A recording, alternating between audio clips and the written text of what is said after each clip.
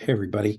Just thought I would pick up today continue reading Waking the Dead. And this morning we're up to chapter 9, and it's the chapter on spiritual warfare and fighting for your heart. I wanted to say that after chapter 8, the chapter on healing and that I finished the other day, I actually went through the exercise of practicing this healing prayer, um, and um,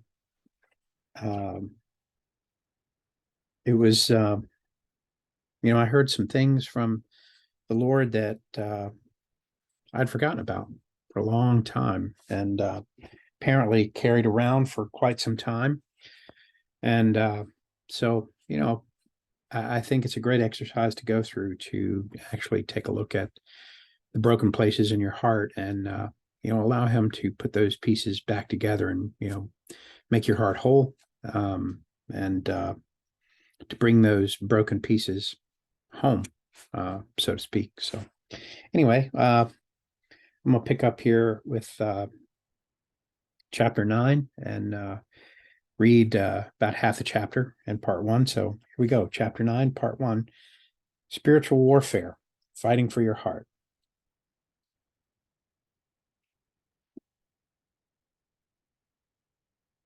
It is the image of God reflected in you that so enrages hell.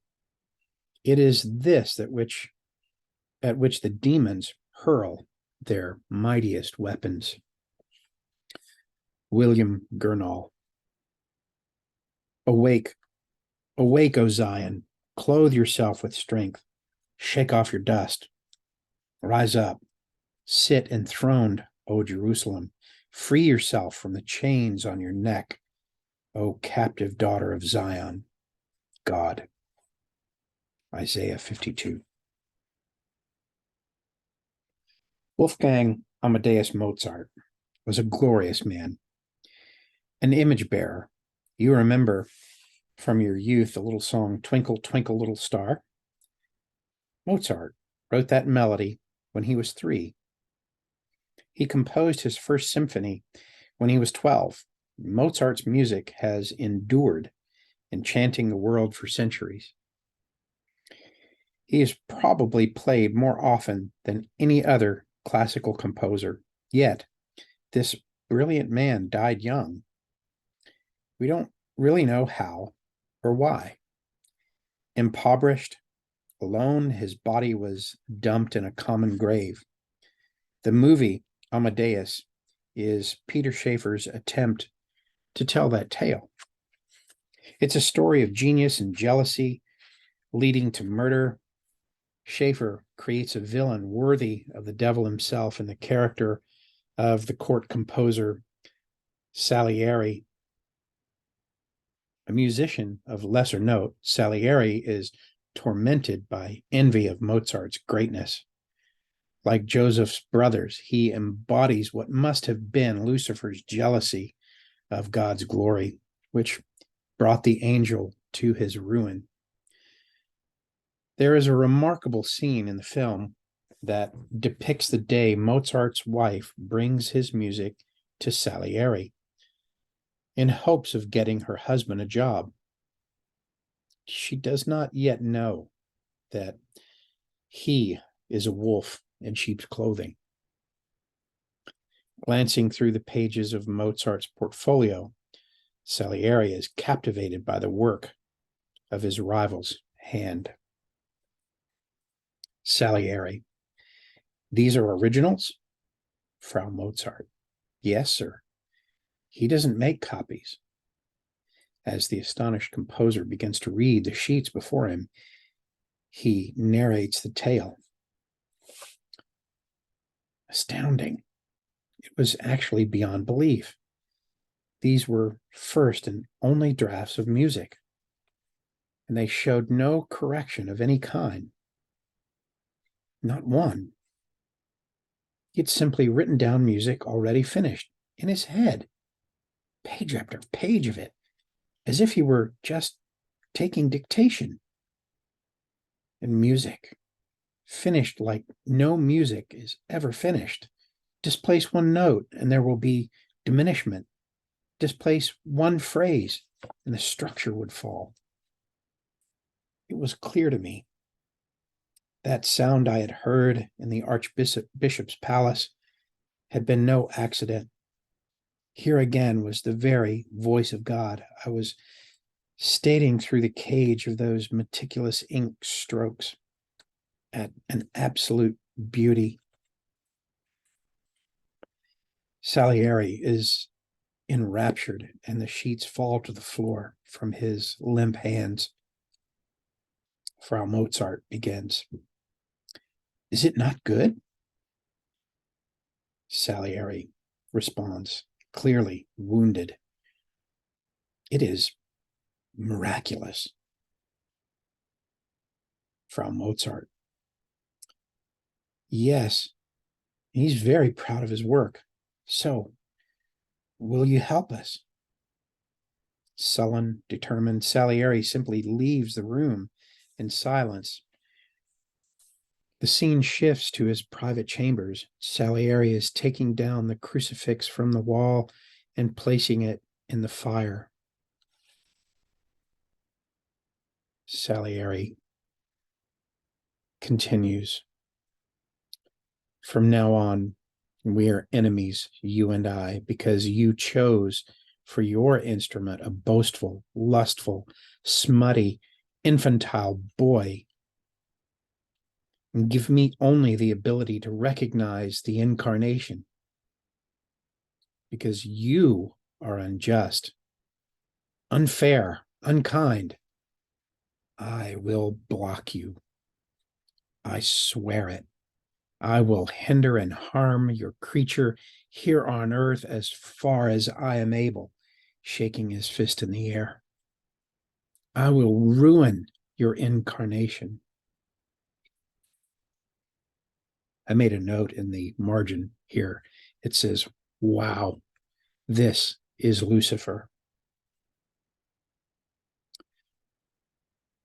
Our situation. This is the heart of our enemy. He is determined to hinder and harm and ruin God's image bearers, to steal and kill and destroy. So let me say this again.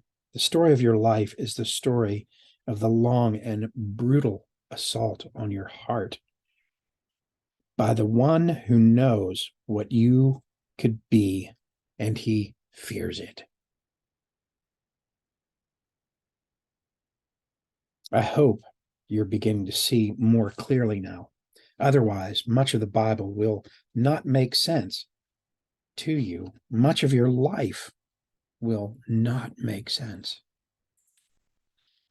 I will go before you and will level mountains. I will break down gates of bronze and cut through the bars of iron. I will give you the treasures of darkness, riches stored in secret places, so that you may know that I am Lord, the God of Israel, who summons you by name. Isaiah 45.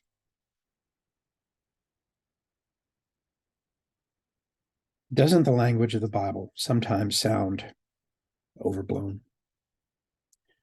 Really now, God is going to level mountains for us. We'd be happy if he just helped us get through the week.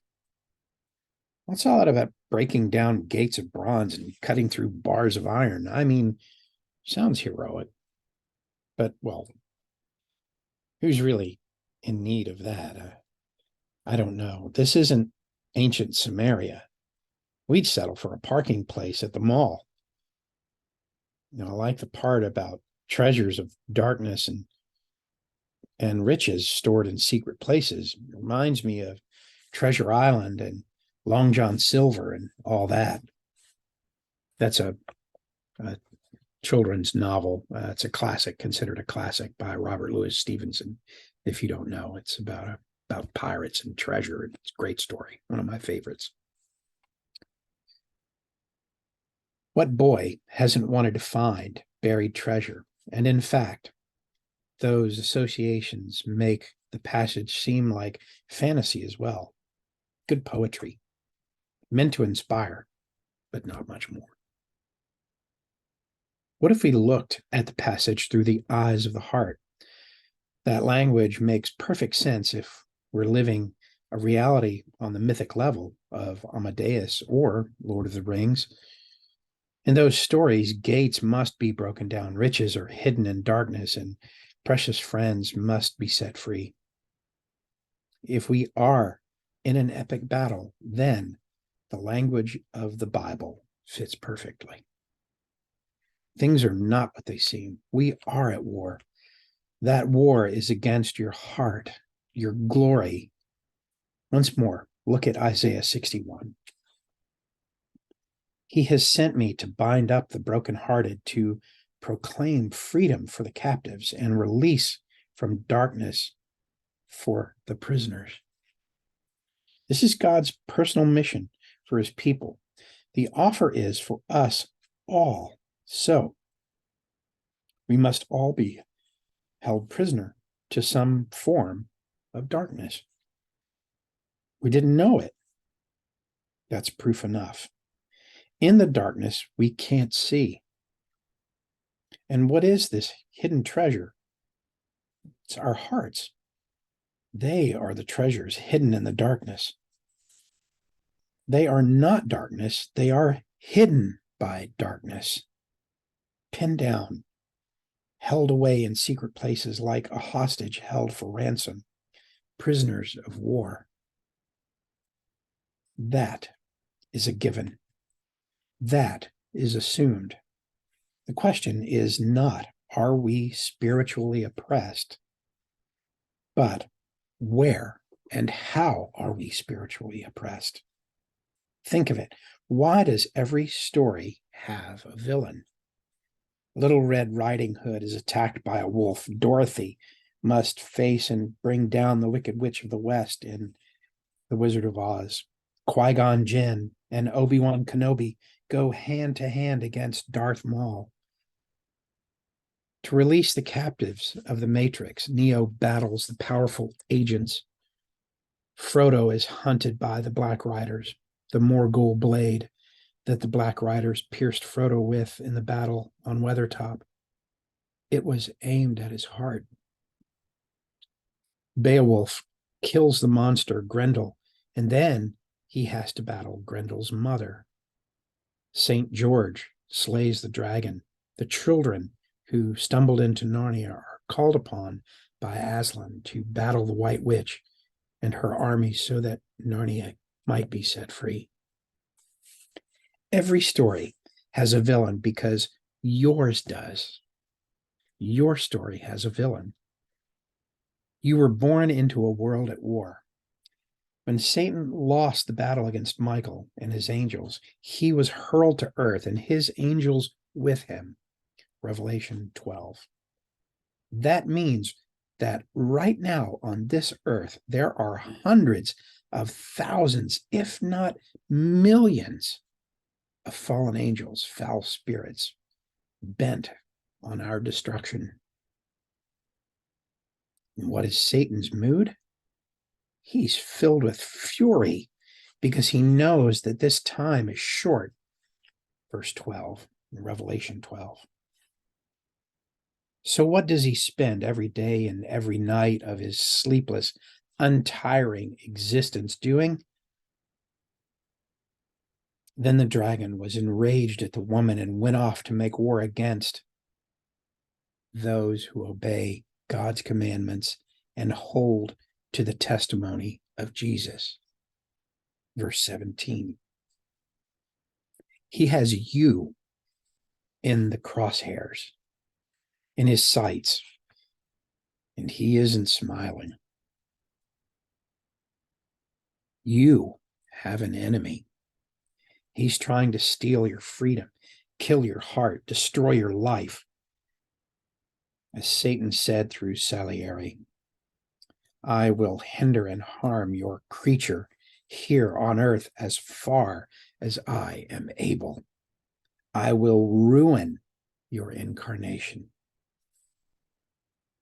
Very, very few people live like that.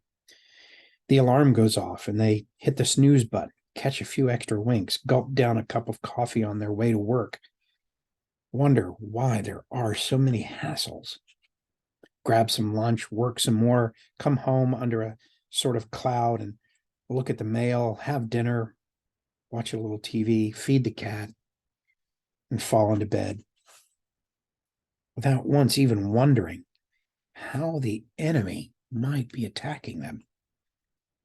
All they know is they sure aren't enjoying the abundant life that Christ talked about. To find the freedom and life offered by Christ, we must live in all four streams. To be restored as a man or a woman fully alive, we must live in all four streams. This, the fourth, may be the most neglected of all, and frankly, it may be the most critical. To live in ignorance of a spiritual warfare is most naive and a dangerous thing a person can do. It's like skipping through the worst part of town late at night, waving your wallet above your head. It's like walking into an Al Qaeda training camp wearing a "I love the United States" t-shirt. It's like swimming with great white sharks, dressed as a wounded sea lion and smeared with blood. And let me tell you something. You don't escape spiritual warfare simply because you choose not to believe it exists or because you refuse to fight it. The bottom line is you're going to have to fight for your heart. Remember John 10:10. The thief is trying to steal the life God wants to give you. A subtle attack looking for agreements. The devil has more temptations than an actor has costumes for the stage. And one of his all-time favorite disguises is that of a lying spirit, to abuse your tender heart with the worst news he can deliver. That you do not really love Jesus and that you are only pretending. You're only deceiving yourself. William Gurnall. Satan is called in Scripture the father of lies, John 8:44. His very first attack against the human race was a lie to Eve and Adam about God and where life is to be found, and what the consequences of certain actions would and would not be. He's a master at this. He suggests to us, as he suggests to Adam and Eve, some sort of idea or inclination or impression.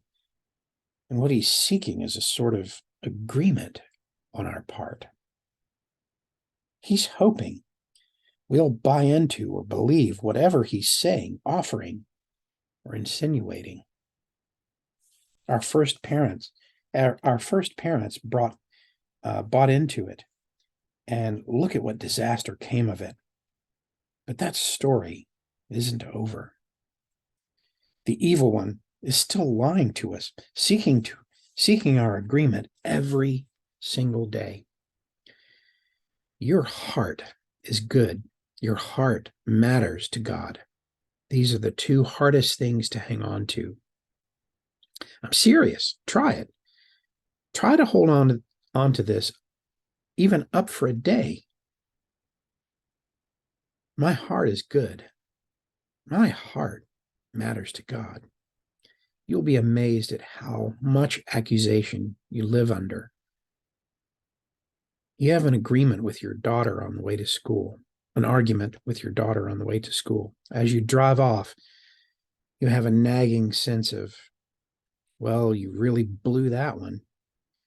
If your heart agrees, yeah, I really did, without taking an issue to Jesus, then the enemy will try to go for more.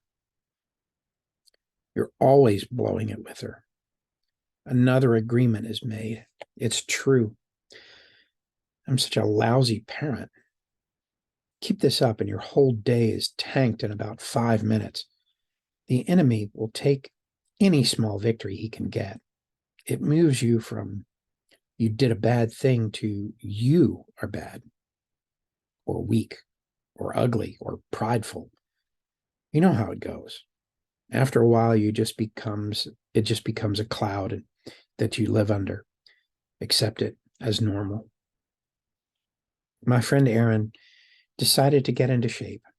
He went out and took a run. First, the enemy tried to discourage him to get him to quit. Look how far you have to go. You can't do this. You'll die out there. Give it up. Aaron thought, gee, it is a long way. I'm not sure I can do this. And then he recognized what was going on and pressed into it. The attack became more personal, more vicious. He was running along and he was hearing stuff like, "You're just a fat pig. You always have been."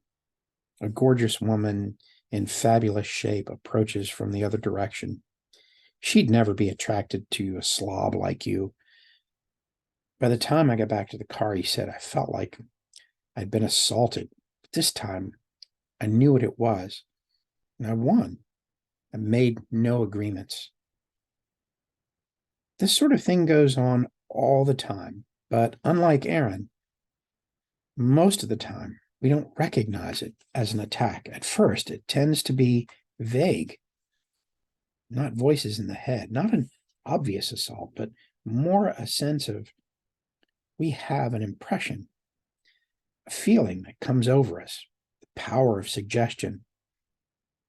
And if some demon were standing in front of us telling us, "Here, drink this rat poison," we'd tell him where to go. But because we don't live as though we're at war, well, we just assume these impressions are our own.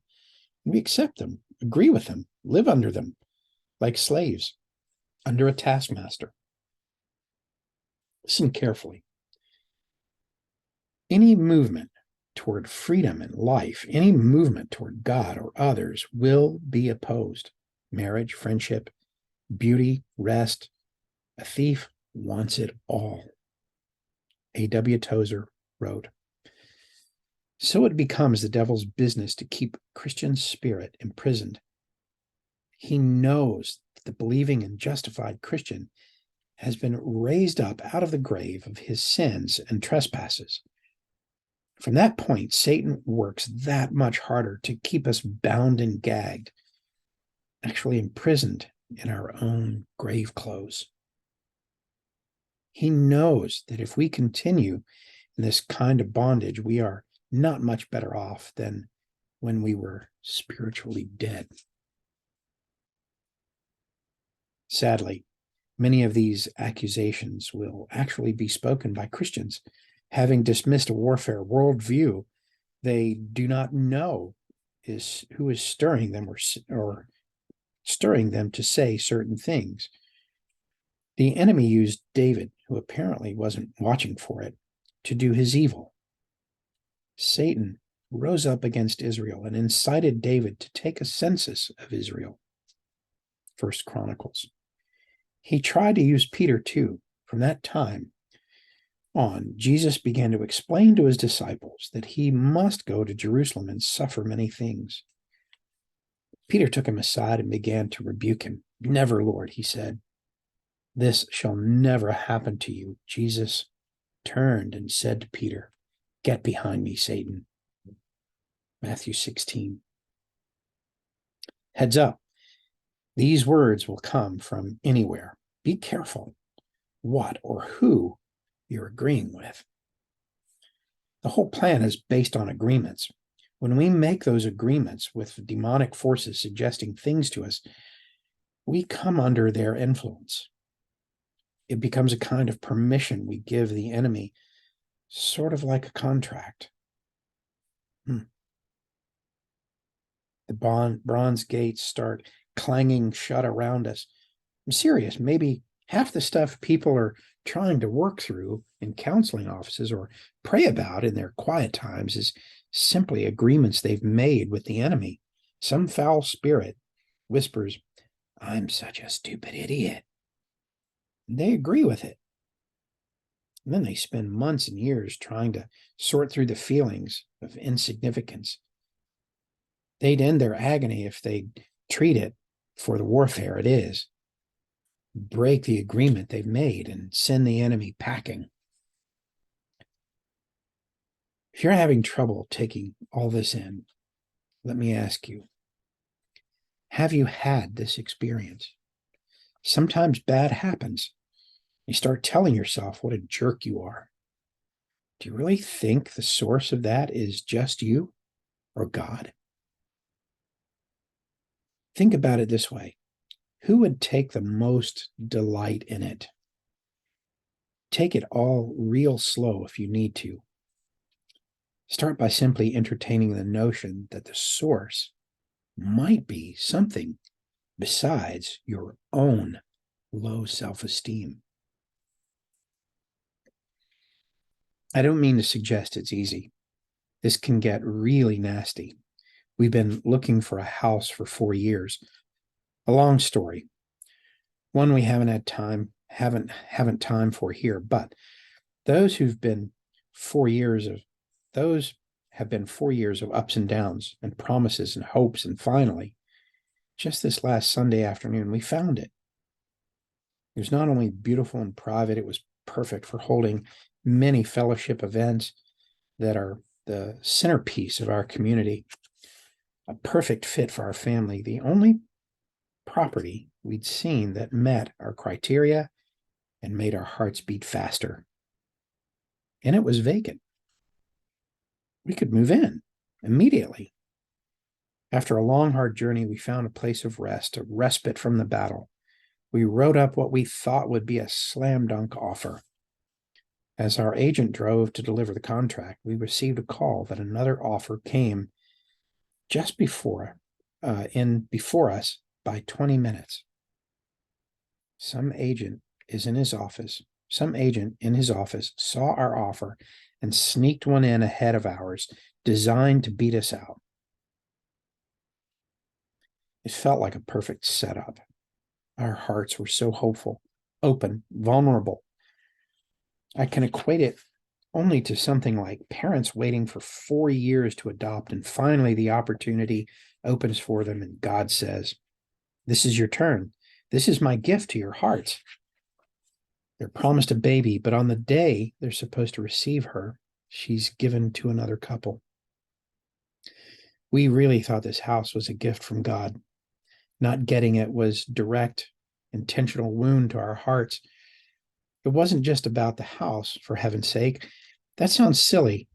It was about our relationship with God and our walk with Him, and therefore about all other things in our lives that flow from that. The wound came in at a most intimate place in our lives, our walk with God. And a whole lot of other crap rushed in as well. Just as sharks can smell blood in the water from miles away, the enemies of our souls smell woundedness, and they close in for the kill. Suddenly, betrayal felt true. God has betrayed us. Desolation felt true. None of what you believe is true. Apostasy, abandoning all faith, felt true. Why walk with God if you can't trust Him? We were reeling.